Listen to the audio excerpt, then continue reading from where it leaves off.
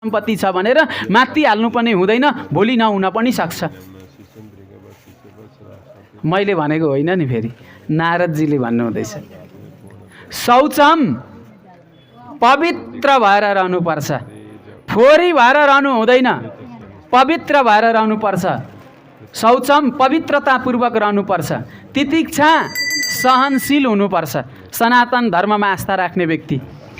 इच्छा भनेको उचित अनुचितको विचार गर्नुपर्छ, उचित र अनुचितलाई छुट्याउन सक्नुपर्छ। यो काम उचित हो, यो काम अनुचित हो भन्ने कुरालाई छुट्याउन सक्नुपर्छ। इच्छाको अर्थ सम भनेको मनलाई निग्रह गर्नु। मन कति चञ्चल हुन्छ है। चञ्चलम हि मना कृष्ण प्रमाथि बलवत् दृढम भनेर अर्जुनले गीतामा भन्नुभएको छ भगवान् श्रीकृष्णलाई। हे श्रीकृष्ण, हजुर भन्नुहुन्छ मनलाई नियन्त्रण गर्नु, तर मन त अत्यन्त चञ्चल हुन्छ, मन त भागिहाल्छ। हामी कहीँ बस्छौँ, कथा मण्डपमा बस्छौँ, कहीँ बस्छौँ, शरीर हुन्छ त्यहाँ, मन अघि कहाँ पुगिसकेको हुन्छ।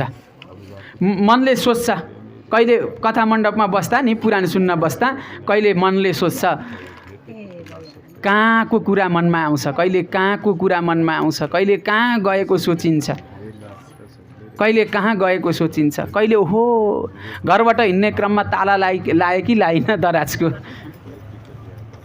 त्यस्तो हुन्छ। ओहो मन त कहाँ कहाँ भागिहाल्छ। सज्जनवृन्द, मनलाई नियन्त्रण गर्नुपर्छ, मनलाई चञ्चल बनाउनु हुँदैन। अनि दमको अर्थ इन्द्रियलाई निग्रह गर्नु। इन्द्रिय भनेको 5 ज्ञानेन्द्रिय, 5 कर्मेन्द्रिय। श्रोत्र त्वक चक्षुर जिह्वा घ्राणेन्द्रियाणि पञ्च ज्ञानेन्द्रियाणि। यी 5 ज्ञानेन्द्रियहरू भए श्रोत्र कान, त्वक छाला, श्रोत्र त्वक चक्षु, चक्षु भनेको आँखा, श्रोत्र त्वक चक्षुर जिह्वा, जिह्वा भनेको जिब्रो, अनि घ्राणेन्द्रिय भनेको नाक। यी 5 ज्ञानेन्द्रिय भए। 5 कर्मेन्द्रिय छन्, बाक पाणी पाद पायु पस्ताख्यानि पञ्च कर्मेन्द्रियाणि। बाक बाणी मुख कर्मेन्द्रिय, बाक पाणी हात, अनि पाद भनेको खुट्टा, उपस्थ र जनेन्द्रिय यी सहित 5 कर्मेन्द्रिय हुन्छन्। 5 ज्ञानेन्द्रिय, 5 कर्मेन्द्रियले 10 इन्द्रिय भए। यो 10 इन्द्रियलाई निग्रह गर्नुको नाम दम हो।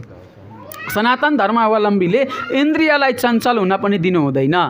अहिंसा, कति कुरा पालना गर्नुपर्ने रहेछ हेर्नुहोस्। अहिंसक हुनु पर्यो, हिंस्रक हुनु भएन। हिंसा विभिन्न तरिकाले हुन्छ, शारीरिक हिंसा पनि हुनसक्छ। हामीले कसैलाई केही गऱ्यौँ शरीरले, त्यो हिंसा भयो। मनले कसैको नराम्रो चितायौँ, कुभलो चितायौँ भने त्यो पनि हिंसा नै भयो। तन मन वचनले हामीले कसैलाई नराम्रो शब्द प्रयोग गऱ्यौँ भने त्यो पनि हिंसा नै भयो। त्यस्तो नगर्नु भनेको छ, त्यस्तो हिंसा नगर्नु भनेको छ। ब्रह्मचर्य व्रतलाई धारण गर्नु भनेको छ। विवाहित व्यक्तिले पनि ब्रह्मचर्य व्रतलाई धारण गर्न सक्छन्। त्यागी हुनुपर्छ भन्न सजिलो छ, त्याग्न गाह्रो छ, व्यवहारमा उतार्न गाह्रो छ, तर प्रयत्न गर्नुपर्छ त्यागी हुने। धेरै आसक्त हुनु हुँदैन। स्वाध्याय सधैँ अध्ययन गर्नुपर्छ। अब अध्ययन अक्षर चिनेकोले त अध्ययन गर्ने, चिनेको छैन भने के गर्ने त प्रश्न उठ्न सक्छ। सुन्ने, पुराणहरू सुन्ने, सत्सङ्गमा जाने, त्यसो गर्दाखेरि पनि के हुन्छ त भन्नुहुन्छ भने धेरै कुराहरू जानिन्छ, धेरै कुराहरू बुझिन्छ। आर्जवम भनेको सिधापनको पनि हुनुपर्छ अरे।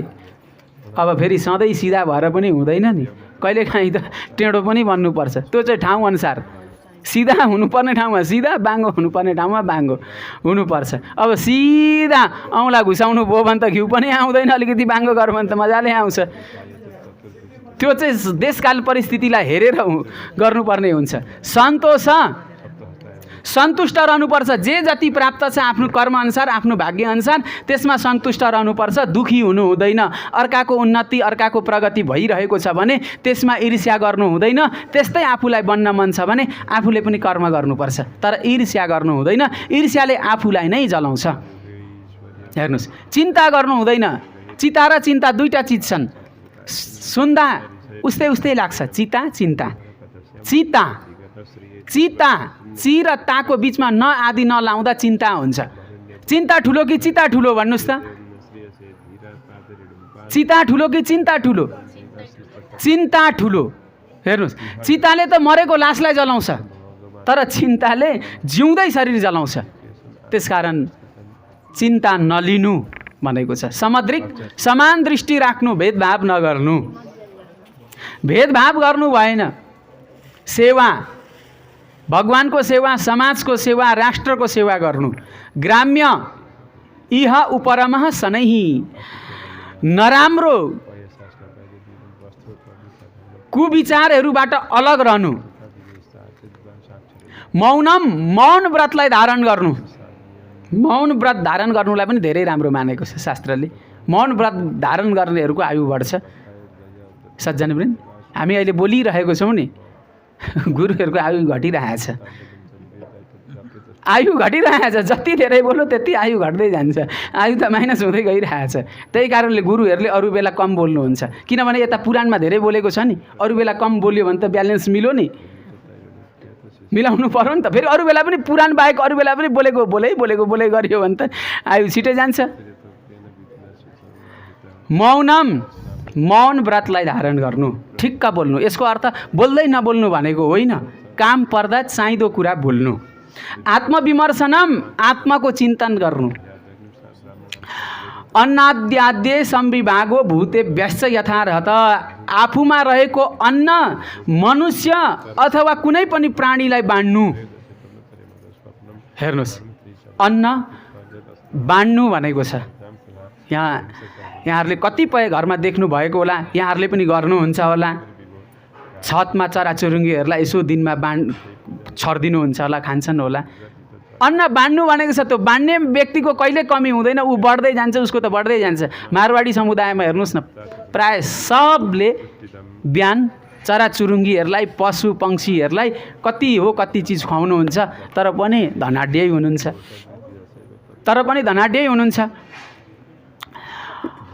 एकजना सज्जनले मलाई सोध्नुभयो, गुरु मारवाडीहरू प्राय सबै धनाढ्य हुनुहुन्छ, गरिब मैले देखिनँ, किन भनेर सोध्नुभयो। यहाँहरूलाई कसैले यस्तो सोध्यो भने के भन्नुहुन्छ? हो पनि यहाँ काठमाडौँमा पनि धेरै हुनुहुन्छ, यसो हेर्नु धनाढ्यै हुनुहुन्छ। झापातिर पनि त्यस्तै, मोरङमा पनि त्यस्तै, सुनसरीतिर पनि त्यस्तै, राजस्थानतिर गयो भने त झन् त्यस्तै। सबै धनाढ्यै मात्रै हुनुहुन्छ, पितृभक्त हुनुहुन्छ उहाँहरू। घरमा जानुहोस्, त्यो गद्दीमा अफिसमा पितृहरूको फोटोहरू झुन्डाएको हुन्छ। देउताहरूको पूजा गरिसकेपछि सधैँ पितृहरूलाई सम्झिन्छन्। एउटा कारण यो, पितृभक्त भएको कारणले गर्दाखेरि धन सम्पत्तिको कहिले खाँचो हुँदैन। एउटा यो। दुईटा एकता हुन्छ। मारवाडीमा के हुन्छ? एकता हुन्छ। कुनै मारवाडी अलिक कमजोर छन् भने सबै मारवाडी मिलेर सहयोग गर्छन्, व्यापार बिजनेस सुरु गरिदिन्छन्, अनि ऊ पनि अगाडि बढ्छ। तर हाम्रो चाहिँ के हुन्छ, कोही धनाढ्य भयो भने खुट्टा तान्नतिर लागिहाल्छौँ हामी। हेर्नुहोस् है कति फरक छ। उनीहरू सहयोग गर्छन्, जो गरिब छ आफ्नो परिवारभित्र, आफ्नो समुदायभित्र जो अलि निर्धन छ उसलाई सहयोग गरेर उठाउँछन्। हाम्रो चाहिँ को उठ्दैछ भने त्यसलाई तल झार्ने त्यस्तो हुन्छ। यो छ। यो कारणले गर्दाखेरि सज्जनवृन्द, उनीहरूमा एकता भएको कारणले गर्दाखेरि प्राय सबै 100मा 100 त नभनौँ, 100मा 99 चाहिँ धनाढ्य नै हुन्छन्। यो कारणले पितृभक्त र एकता दुईटा चिजले गर्दाखेरि धनाढ्य हुन्छन्। अनि श्रवणम, सनातन धर्ममा आस्था राख्ने व्यक्तिले भगवानको चरित्रहरूलाई श्रवण गर्नुपर्छ, कीर्तन गर्नुपर्छ, भगवानको स्मरण गर्नुपर्छ, सज्जन व्यक्तिहरूको सङ्गत गर्नुपर्छ, मन्दिरको सेवा गर्नुपर्छ, समाजको सेवा गर्नुपर्छ। अवनति भनेको नतमस्तक हुनुपर्छ। पुराणमा कथा मण्डपमा झुक्नुपर्छ, मन्दिरमा झुक्नुपर्छ, आफूभन्दा मान्यजनको अगाडि झुक्नुपर्छ। दास्यम, म भगवानको भक्त हुँ भन्ने भावलाई स्वीकार्नुपर्छ। सख्यम, म भगवानको साथी हुँ भन्ने भावलाई स्वीकारेर पनि भक्ति गर्न सकिन्छ। आत्मसमर्पणम, यो जे जति सम्पत्ति छ यो भगवानकै सम्पत्ति हो। आखिरमा मैले जन्मिँदा लिएर आएको थिइनँ, जन्मेपछि नै यो सम्पूर्ण चिज प्राप्त मैले गरेको छु। मृत्यु पश्चात यी सम्पूर्ण चिजले मलाई साथ दिँदैनन्। मैले जस्तो कर्म गरेको छु त्यसको फल मैले त्यस्तै पाउँछु भन्ने सोचेर त्यो अनुसार सत्कर्म गर्नुपर्छ। सज्जनवृन्द, यसो विचार गर्नुहोस् त, आज तपाईँ हामीसँग कति धन सम्पत्ति छ, के जन्मिँदा लिएर आएको थियो र थिएन। जन्मेपछि नै प्राप्त गरेको चिज हो। मृत्यु पश्चात यी चिजले साथ दिन्छन्, दिँदैनन्। धर्मानुगो गच्छति जीव एका। मनुष्यले के लिएर जान्छ अन्तिममा? तपाईँको धन सम्पत्ति, ब्याङ्कमा पैसा छ, कतिवटा ब्याङ्कमा पैसा छ त्यो ब्याङ्कमै रहन्छ। कति जमिन छ, कति भिटा छ, कति ठाउँमा घर छ, त्यो सबै त्यहीँ रहन्छ। छोराछोरीले पनि साथ दिँदैनन्, कसैले पनि साथ दिँदैनन्। छोराछोरीले कहाँसम्म साथ दिन्छन्? घाटसम्म। मलामीले पनि वहीँ घाटसम्म साथ दिने हुन्, कसैले साथ दिँदैनन्। त्यसपछिको यात्रा भनेको आफ्नै यात्रा हुन्छ। पुण्य गरिएको छ भने पुण्य अनुसारको फल पाइन्छ, पाप गरिएको छ भने पाप अनुसारको फल पाइन्छ। त्यस कारणले सज्जनवृन्द, हामीले पुण्य गर्दै रहनुपर्छ। जीवनमा जानेर अथवा अनजानमा पापहरू भएको हुन्छ, त्यसको प्रायश्चित्त गर्दै गर्नुपर्छ, त्यसलाई हटाउँदै पनि जानुपर्छ। त्यसो गरियो भनेदेखि सज्जनवृन्द त्यसको फल राम्रो हुन्छ। यो जन्ममा पनि राम्रो हुन्छ र पुनर्जन्ममा पनि राम्रो हुन्छ। एकजना घटेको घटना, पूर्वजन्म र पुनर्जन्मको कुरा आयो। एउटा घटेको घटना यहाँहरू समक्ष राख्न गइरहेको छु। कलकत्तामा घटेको घटना, एउटा मारवाडी परिवारमा घटेको घटना। सज्जनवृन्द, त्यो मारवाडी परिवारमा 4 जना छोराहरू रहेछन्, श्रीमान श्रीमती अनि 4 जना छोराहरू। समय बित्दै जाने क्रममा श्रीमान मारवाडी चाहिँ बित्नु भएछ। धनाढ्य, अत्यन्त धनाढ्य बित्नु भएछ। बितिसकेपछि उहाँको त्यही कलकत्तामा जन्म भएछ, पुनर्जन्म भएछ गरिब परिवारको घरमा। 7-8 वर्षको भएपछि त्यो बच्चाले म पूर्वजन्ममा मारवाडी थिएँ, मेरो नाम यस्तो थियो, मेरो घर यहाँ थियो, मेरो यतिवटा फ्याक्ट्री थियो, मेरो फ्याक्ट्रीहरूको नाम यो यो हो भनेर भन्न थाल्यो। बच्चाले गरिब परिवारमा जन्म लिएको छ, कान्छो छोराको रूपमा। दाजुहरूले सुने, आश्चर्यचकित भए, के भन्छ यसले? आफन्तहरूले सुने, के भन्छ यसले? 1 कान 2 कान मैदान भयो। सबै गाउँलेहरूले, सबैले भने जाऊ न, यसले भनेअनुसार हेर न, मिल्छ कि मिल्दैन कुरो भने। सबैले भनिसकेपछि दाजुहरूले लिएर आए। उनले मेरो घर जहाँ थियो भनेका थिए नि, त्यहीँ लिएर आए। त्यही घरमा लिएर आए। आउँदाखेरि त अब श्रीमती त वृद्ध भइसकेकी छिन्, छोराहरू पनि वृद्ध भइसकेका छन्। गेटबाट भित्र छिर्ने बित्तिकै छोराहरू निक्ले, श्रीमती सेतो लुगा लगाएर निक्लिन्। श्रीमतीलाई देख्ने बित्तिकै 7-8 वर्षको बालकले, यिनी मेरो पूर्वजन्मको श्रीमती, यिनको नाम यो हो भनेर भने। 3 जना दाजुहरूले लिएर आइरहेछन्। आश्चर्यचकित भए। अब छोराहरू पनि आश्चर्यचकित भए, आमाको नाम मिलेको छ। यी मेरा छोराहरू हुन्, यो जेठो, यो माइलो, यो साइलो, यो कान्छो भनेर सबै मिलाइदिए। यसको नाम यो, यसको नाम यो, यसको नाम यो, सबै नाम पनि मिलो। छोराहरू आश्चर्यचकित भए, हाम्रो नाम पनि मिलाए यी बच्चाले। यो मेरो फोटो हो। फोटो झुन्डाको रहेछ क्या, पितृ भयो नि त, उनी त मरिसकेका छन्। छोराहरूले त बुवाको फोटो झुन्डाएका रहेछन्। यो मेरो फोटो हो भनेर भने। सानो बालकले, 7-8 वर्षको बालकले सबै चिज मिलाउँछन्। मारवाडीका ती छोराहरूले सोचे कसैले सिकाएर पठाएको होला, कसैले यस्तो खालको व्यक्तिको नाम यो भन्नु, यस्तोको यो भन्नु, श्रीमती निक्लिन्छन् अनि श्रीमतीको नाम यो भन्नु भनेर सिकाएको होला। अनि सिकाए अनुसार यिनले बोल्दैछन् होला अनि मिल्दैछ होला भन्ने मारवाडीका छोराहरूलाई भयो त्यो मनमा। उनीहरूले विश्वासै गरेनन्, हाम्रो पूर्वजन्मको पिता भन्ने कुरामा विश्वासै गरेनन्। कसैले सिकाएर पठाएको होला भन्ने कुरामा शङ्का गरे। अनि कुरा मिलिसकेपछि हामीले खुसी भएर केही दिन्छौँ कि भनेर हामीलाई प्रभावित पार्नको लागि यो सब नाटक रचिएको होला भन्ने मारवाडीका छोराहरूले शङ्का गरे। पत्याएनन्, मानेनन्। अब ती बालकले यसो विचार गरे, यिनीहरूले मानेनन्, अब यिनीहरूलाई मान्ने के कुरा गरौँ त भन्दाखेरि उनलाई याद आएछ, उनले त मर्नुभन्दा अगाडि एउटा कुरा बताउन नपाइकन मरेका रहेछन्, बितेका रहेछन् कि उनले घर बनाउने क्रममा सज्जनवृन्द घरको कोठामा, घरको भुइँतलाको कोठामा उनले सुन लुकाएर राखेको रहेछ। सुन भुइँमा सुन लुकाएर राखेको रहेछ अनि प्लस्तर गरेको रहेछ क्या, त्यो टाइल्स मार्बलहरू लगाएको रहेछ। ती 7-8 वर्षको बालकले भने, तिमीहरूले मलाई विश्वास गरेनौ म पूर्वजन्मको पिता हुँ भन्ने कुरा, सुन, फलाना कोठामा जाऊ, दक्षिणपट्टि गएर हेर, खनेर हेर, त्यहाँ 1 किलो सुन छ। यो कुरा मिल्यो भने चाहिँ हामी मान्छौँ भन्ने भयो अब छोराहरूलाई। यस्तो कुरा त कसैले मिलाउन सक्दैन। अरू त रटाएर हुनसक्छ, तर यो कुरो मिल्यो भने चाहिँ साँच्चै हाम्रो उहाँ पिता नै हुनुहुन्छ भन्ने हामी मान्छौँ भन्ने उनीहरूलाई मनमा भयो। साँच्चै उनीहरूले खनेर हेर्ने क्रममा सज्जनवृन्द सुनको डल्ला छ, सुनारलाई ल्याएर चेक गराउने क्रममा प्योरै सुन छ। अब त पुरा विश्वास भयो। यस्तो कुरा त कसैले मिलाउँदैन। बुवाले भन्न नपाइकन बित्नु भएछ, बुवाले अहिले पुनर्जन्म लिनु भएको रहेछ, हो रहेछ भन्ने कुरा उनीहरूलाई भयो। त्यसपछि उनीहरूलाई धेरै माया लागेर आयो, दया लागेर आयो। गाडीमा राखेर जुन घरमा जन्म लिनुभएको छ बुवाले, त्यो घरमा गएर त्यहाँको अवस्था हेर्दा नाजुक अवस्था। त्यसपछि त्यो घरहरू बनाइदिए उनीहरूले। त्यसपछि त्यो जहाँ पुनर्जन्म आफ्नो बुवाले लिनुभएको छ, पुनर्जन्म लिँदाको दाजुहरू, त्यहाँको दाजुहरूलाई पनि आफ्नो फ्याक्ट्रीहरूमा काम दिए। अब माया त लाग्छ नि त। त्यो कुरा मिलेपछि, सुनको कुरा मिलेपछि चाहिँ पत्याए सज्जनवृन्द। यसरी हेर्नुहोस्, पूर्वजन्म पुनर्जन्म यो हुन्छ सज्जनवृन्द। हामी पनि पूर्वजन्ममा के थियौँ होला हामीलाई थाहा नहुन सक्छ। कसैलाई पूर्वजन्मको कुराहरू थाहा हुन्छ, सबैलाई थाहा हुँदैन सज्जनवृन्द। आउनुहोस् एउटा भजन, त्यसपछि अगाडिको कथा प्रसङ्ग यहाँहरू समक्ष फेरि राख्नेछु। भक्तवत्सल भगवानको कृष्ण तिम्रो मुरलीले मोहनी लगायो रे।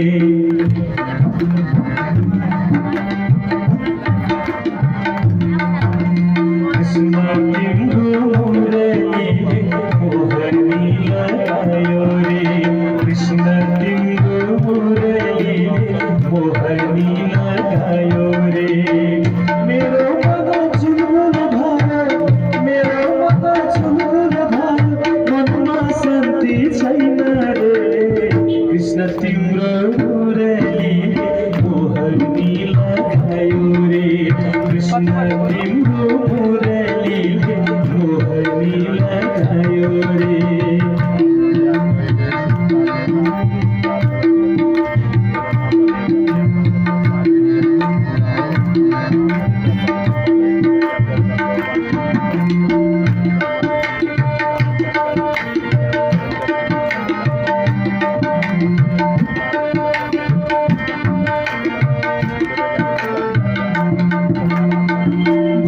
मलाई छैन कृष्ण निद्रा मलाई छैन रे।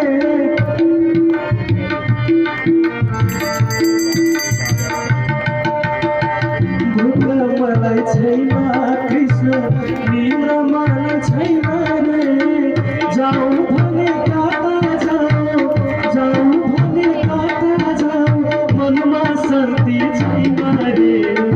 कृष्ण तिम्रो मुरलीले मोहनी लगायो रे। कृष्ण तिम्रो मुरलीले मोहनी लगायो रे।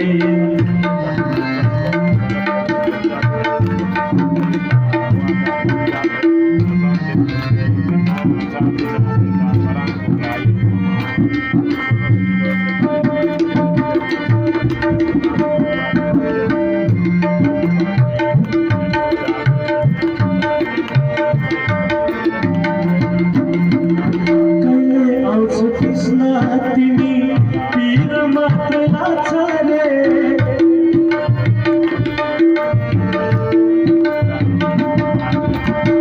कहिले आउँछ कृष्ण तिमी पीर मात्र लाग्छ रे। तिम्रो बाटो कुर्दा कुर्दै, तिम्रो बाटो कुर्दा कुर्दै दिन ढल्न लाग्यो रे। कृष्ण तिम्रो मुरलीले मोहनी लगायो रे। कृष्ण तिम्रो मुरलीले मोहनी लगायो रे। मेरो मन चुलबुल भयो, मेरो मन चुलबुल भयो, मनमा शान्ति छैन रे। कृष्ण तिम्रो मुरलीले मोहनी लगायो रे। कृष्ण तिम्रो मुरलीले मोहनी लगायो रे। कृष्ण तिम्रो मुरलीले मोहनी लगायो रे। बोलो श्याम सुन्दर भगवानको, वंशी बिहारी लालको। भक्तवत्सल भगवानको जय जय हो श्रीमद् भागवत महापुराणको सप्ताह ज्ञान महायज्ञको जय जय हो आत्रेय गोत्रीय समस्त पितृहरूको सज्जनवृन्द, अगाडि नारदजीले युधिष्ठिरजीलाई ब्रह्मचर्य आश्रम जो 25 वर्षसम्मको अवधि हुन्छ, जसमा पढ्ने समय हो, त्यो ब्रह्मचर्य आश्रममा रहँदाखेरि अपनाउनु पर्ने नियमका बारेमा बताउनु भएको छ। ब्रह्मचारी व्रतमा रहने व्यक्तिले पढ्नुपर्छ, गुरुको सेवा गरेर पढ्नुपर्छ भन्ने कुरा छ यहाँ। जसले गुरुको सेवा गरेर पढ्छन् उनीहरूले धेरै ज्ञान प्राप्त गर्छन्।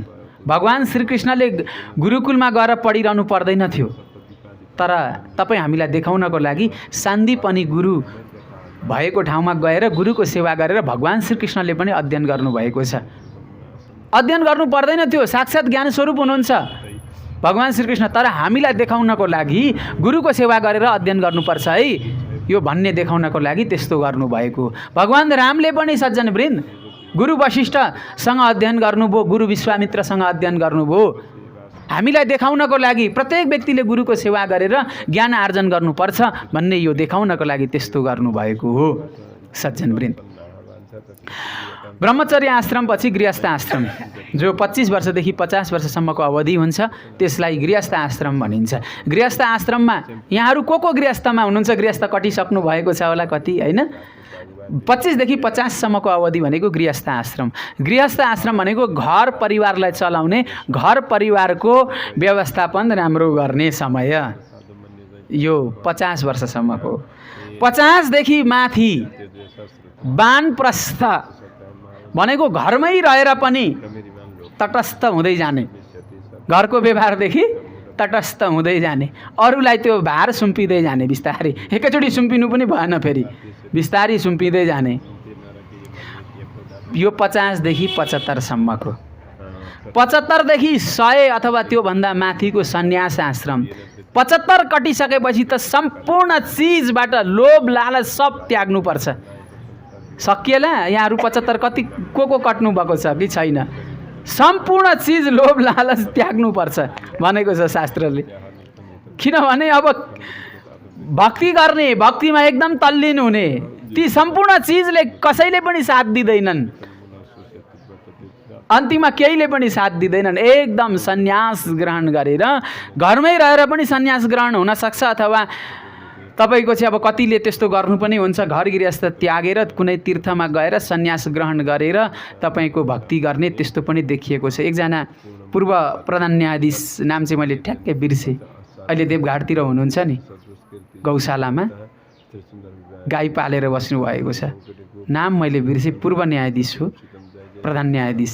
हेर्नुहोस् त, सब चिज बुझ्नुभयो, सब चिज त्याग्नुभयो, अहिले भक्ति गरेर बस्नुभएको छ, बिहान बिहान हवन गर्नुहुन्छ, सन्यास ग्रहण गर्नुभएको छ, सम्पूर्ण चिज त्याग्नुभयो सज्जनवृन्द। भन्न सजिलो छ, व्यवहारमा उतार्न गाह्रो छ। उतार्ने कि नउतार्ने यहाँहरूको जिम्मा। अनि अगाडि यो 15औं अध्यायमा देव कार्य र पितृ कार्यको पनि चर्चा गरिएको छ। देव कार्य गर्दाखेरि पनि धेरै विधि विधान नियमपूर्वक गर्नुपर्ने हुन्छ, नियममा विघ्न बाधाहरू आउनु हुँदैन। अनि पितृ कार्य गर्दाखेरि जतिसुकै सम्पन्न भए पनि, जतिसुकै धनाढ्य भए पनि धेरै विस्तार गर्नु हुँदैन भनेको छ। धेरै विस्तार भनेको धेरैलाई बोलाउनु हुँदैन श्राद्धमा। श्राद्धमा धेरै ठुलो पूजामा जस्तो धेरैलाई बोलाएर खुवाउने ओर्ने गर्नु हुँदैन, सीमित गर्नुपर्छ। जतिसुकै सम्पन्न, जतिसुकै धनाढ्य भए पनि नगर्नु भनेको छ। अब छोरी भान्जा भान्जी यो त बोलाउनु नै भनेको छ, ज्वाइँ यो त बोलाउनु नै भनेको छ, तर अत्याधिक विस्तार नगर्नु भनेको छ।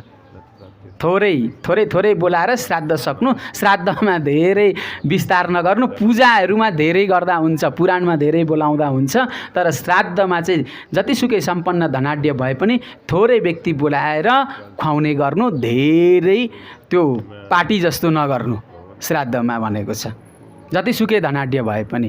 यो प्रसङ्ग चल्दा चल्दै सप्तम स्कन्धको 15औं अध्याय सकिन्छ। सप्तम स्कन्धमा जम्मा 15 अध्याय छन्। 15 अध्यायले युक्त भएको दाजुभाइलाई बोलाउन हुन्छ।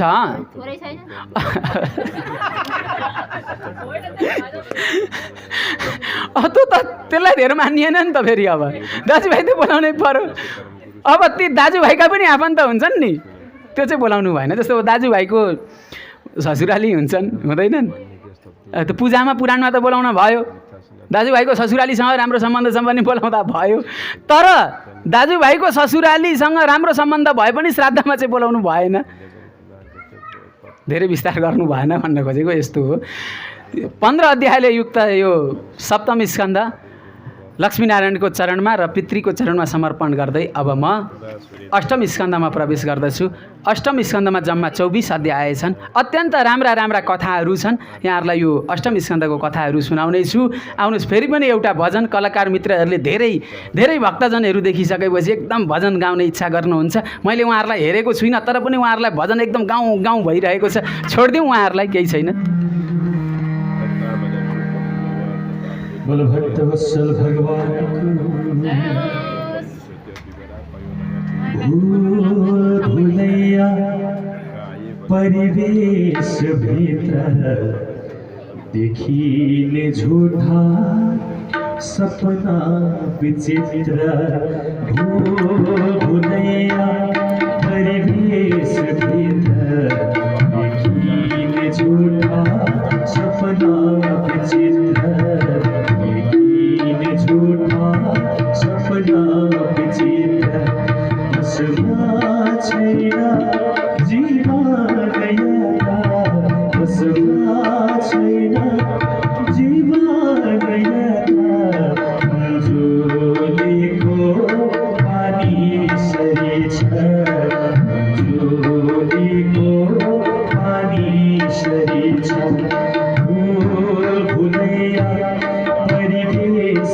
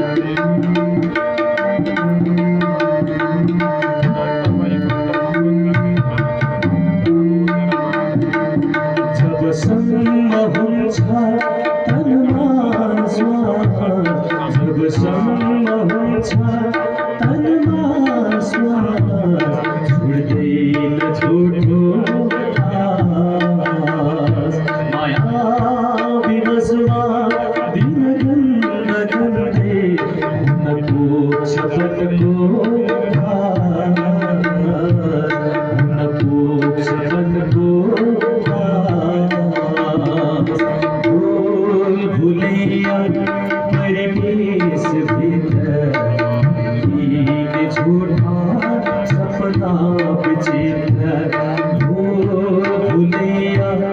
परिवेश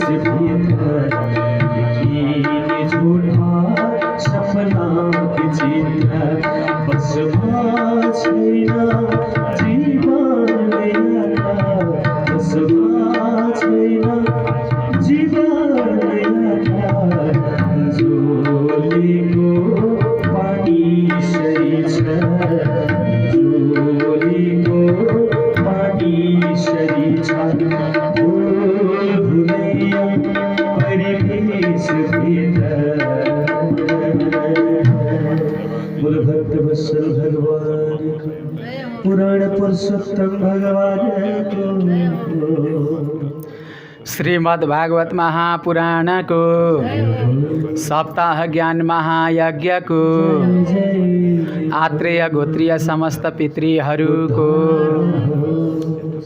सज्जनवृन्द, अष्टम स्कन्धमा राजा परीक्षितले सोध्नुहुन्छ, स्वयं भुवस्येह गुरो वंशोऽयं विस्तरात् श्रुता यत्र विश्वसृजां सर्गो मनो नन्यान् वदस्व नः। हे गुरुदेव, मलाई सबै मन्वन्तरको बारेमा वर्णन गराउनुहोस्। मनुहरूको बारेमा त्यो कुन कुन मन्वन्तरमा के भयो त्यो सबै कुराहरू बताउनुहोस् भनेर राजा परीक्षितले सोध्नुहुन्छ। सोधिसकेपछि सुकदेवजीले भन्नुहुन्छ, पहिलो मनु भनेको स्वयम्भू मनु। प्रत्येक मन्वन्तरमा भगवानले कुनै न कुनै अवतार ग्रहण गर्नुहुन्छ। पहिलो मन्वन्तर भनेको स्वयम्भू मन्वन्तर। यो मन्वन्तरमा भगवानले यज्ञ अवतार ग्रहण गर्नुभयो। दोस्रो मन्वन्तर भनेको स्वारोचिस मन्वन्तर। यो मन्वन्तरमा भगवानले विभु रूपमा अवतार ग्रहण गर्नुभयो। तेस्रो मन्वन्तर भनेको उत्तम मन्वन्तर। यसमा सत्यसेन नामले भगवानले अवतार ग्रहण गर्नुभयो। चौथो मन्वन्तर भनेको तामस मन्वन्तर। यसमा भगवानले हरि रूप धारण गर्नुभयो, हरि अवतार ग्रहण गर्नुभयो। अनि हरि अवतार ग्रहण गरेर हे राजन परीक्षित गजेन्द्रलाई गोहीबाट छुटाउनु भयो र उसलाई मुक्ति दिलाउनु भयो।